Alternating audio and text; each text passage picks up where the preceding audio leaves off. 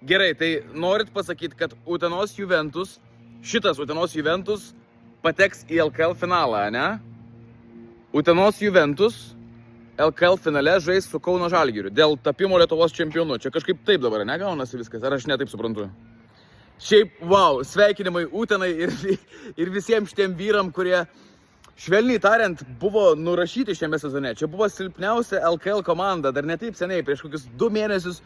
Tai buvo visiškai apačioje, visiškai duobėjai, istorinių nesėkmių autorė, o dabar galimai būsima LKL finalo dalyvė. Aišku, čia dar niekas nebaigta, bet Utenos Juventus pirmą kartą istorijoje iškovojo pergalę pusfinalyje.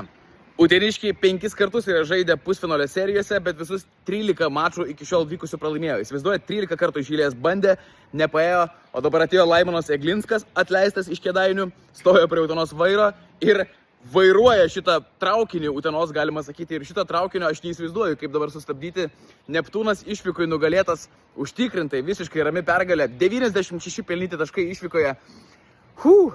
Tai žodžiu, dabar serija persikėlė į Uteną ir Juventus turės progą sausakimšai, visiškai sausakimšai, net nebejoju, kad ten pristatys papildomų kėdžių, gal stovimas vietas padarys, žodžiu, sugrūs kiek įmanoma daugiau žmonių, tiek jų dar niekada nebus buvę toj arenytėj, Juve turės progą ten laimėti ir pasiekti pergalę istorinę jau namuose. Jeigu Juve laimėtų, serijoje 2-0 būtų iki 3 pergalių žaidžiama. Aišku, iš Neptūno pusės žiūrint, tai Neptūnas šiaip tikrai stipresnė komanda. Žaidė Europos taurėj, LKL 3 vietą užėmė reguliariajam sezone.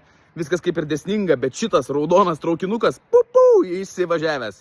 Šiandien Panevėžio Lietkabeliui išgyvenimo rungtynės, arba jeigu iš Žalgirio pusės žiūrint, tai tiesiog dar vienas žingsnis link finalo. Jeigu Žalgiriukas šiandien laimi Panevėžyje, greičiausiai laimi, tai serija uždaryta tikrai.